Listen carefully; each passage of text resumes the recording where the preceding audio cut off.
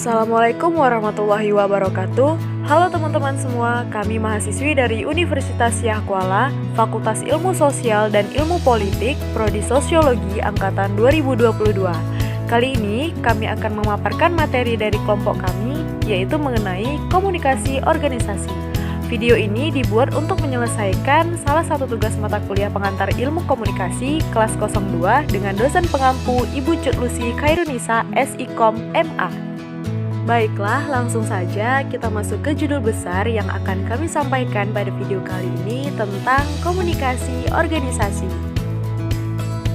Tapi sebelum itu, perkenalkan kami dari kelompok 10 yang beranggotakan saya Putri Emilia Lestari dengan NPM 221010101064. Saya Sania Uliana dengan NPM 221010101062. Dan saya Rizka Dwi Lestari dengan NPM 221010101059. Baik, kita lanjut ke definisi komunikasi organisasi. Apa sih definisi komunikasi organisasi itu?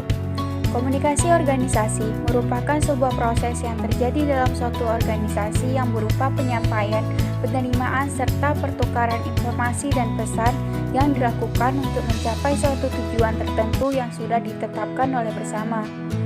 Proses penyampaian, penerimaan maupun pertukaran informasi ini dan pesan dapat dilakukan secara formal maupun informal selama tujuan yang ditetapkan terwujud. Baiklah, sekarang kita masuk ke unsur-unsur komunikasi organisasi, yaitu yang pertama ada sender, yang dimana komunikator yang menyampaikan pesan kepada seseorang atau sejumlah orang. Yang kedua ada encoding, yaitu penyandian, proses pengalihan pikiran ke dalam bentuk lambang. Yang ketiga ada message, yaitu pesan yang merupakan seperangkat lambang bermakna yang disampaikan oleh komunikator. Yang keempat ada media, yaitu saluran komunikasi tempat berlalunya pesan dari komunikator kepada komunikan. Yang kelima ada decoding, yaitu proses di mana komunikan menetapkan makna pada lambang yang disampaikan oleh komunikator kepadanya. Yang keenam ada receiver, yaitu komunikan yang menerima pesan dari komunikator. Yang ketujuh ada respons, yaitu seperangkat tanggapan reaksi pada komunikan setelah diberikannya pesan. Yang kedelapan ada feedback, yaitu umpan balik tanggapan komunikan apabila tersampaikan atau disampaikan kepada komunikator. Dan yang kesembilan ada noise, yaitu gangguan tak terencana yang terjadi dalam proses komunikasi sebagai akibat diterimanya pesan lain oleh komunikan yang berbeda dengan pesan yang disampaikan oleh komunikator. Selanjutnya ada jenis-jenis komunikasi organisasi. Yang pertama, komunikasi formal. Komunikasi organisasi formal merupakan proses komunikasi yang mengikuti jalur hubungan formal yang tergambar dalam susunan atau struktur organisasi. Selanjutnya ada komunikasi informal. Komunikasi ini terjadi sebagai perwujudan dari keinginan manusia untuk bersosialisasi dan menyampaikan informasi yang dimilikinya yang dianggap tidak dimiliki oleh rekan sejajarnya. Selanjutnya komunikasi internal. Komunikasi organisasi internal bisa terjadi antara karyawan dengan karyawan, karyawan dengan atasan, dan atasan dengan atasan. Selanjutnya komunikasi eksternal. Komunikasi ini merupakan kegiatan yang biasa dilakukan oleh praktisi humas dalam membina hubungan baik dengan publik atau di luar lingkup perusahaan. Fungsi komunikasi organisasi. Yang pertama, fungsi informasi. Fungsi utama komunikasi untuk mengatasi ketidakpastian lingkungan bagi individu melalui adaptasi sesama anggota organisasi. Kedua, fungsi perintah dan instruksi. Fungsi ini meliputi penentuan perintah dan instruksi yang dilakukan diberikan kepada siapa dan bagaimana harus dijalankan. Ketiga, fungsi pengaruh dan persuasi. Fungsi ini terkait dengan regulasi atau peraturan yang tegas sehingga karyawan menjadi tahu tentang perilaku, informasi, komunikasi, interaksi, dan hubungan yang dapat dibenarkan dan harus dilaksanakan dan apa yang ditolak dan dihindari. Keempat, fungsi integrasi. Fungsi ini adalah sosialisasi nilai budaya organisasi yang membuat hubungan segenap karyawan menjadi serasi dan berpengaruh kepada kepuasan kerja, motivasi, moral, dan rasa betah kerja. Selanjutnya yakni ada karakteristik dan peran komunikasi dalam organisasi. Karakteristik komunikasi organisasi mempunyai 5 ciri-ciri atau karakteristiknya, yakni yang pertama, 1. Komunikasi merupakan sebuah proses. 2. Komunikasi merupakan upaya yang disengaja dan memiliki tujuan. 3. Komunikasi menuntut adanya keterlibatan atau partisipasi dan kerjasama dari orang-orang yang terlibat di dalamnya. 4. Komunikasi bersifat simbolis. 5. Komunikasi bersifat transaksional. Selanjutnya yakni ada peran komunikasi dalam organisasi yang memiliki 5 perannya.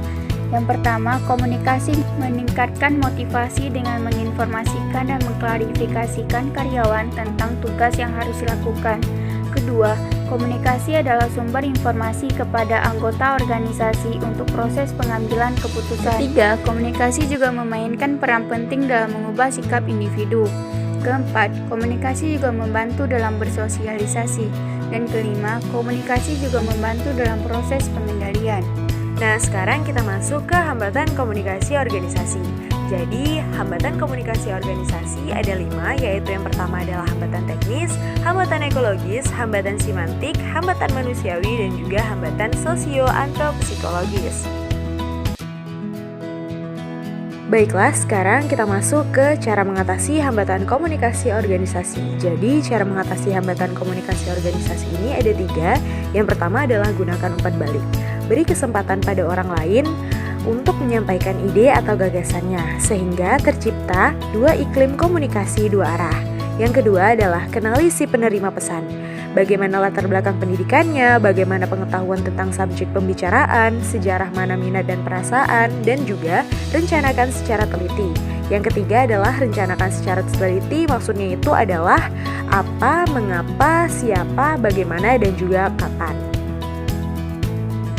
Kesimpulan yang dapat kami simpulkan dari pembahasan materi kami yakni komunikasi sangat penting dalam kehidupan manusia karena manusia merupakan makhluk sosial yang saling membutuhkan satu sama lain. Dalam berkomunikasi, seseorang harus memiliki dasar yang akan menjadi patokan atau tujuan seseorang tersebut dalam berkomunikasi. Organisasi dan kelompok bergantung pada komunikasi yang efektif untuk melakukan semua fungsi mereka termasuk perencanaan, mengarahkan, mengendalikan, pengambilan keputusan, dan pelaksanaan keputusan serta tujuan. Baik, selesai sudah pemaparan materinya. Terima kasih banyak yang sudah menonton. Assalamualaikum warahmatullahi wabarakatuh.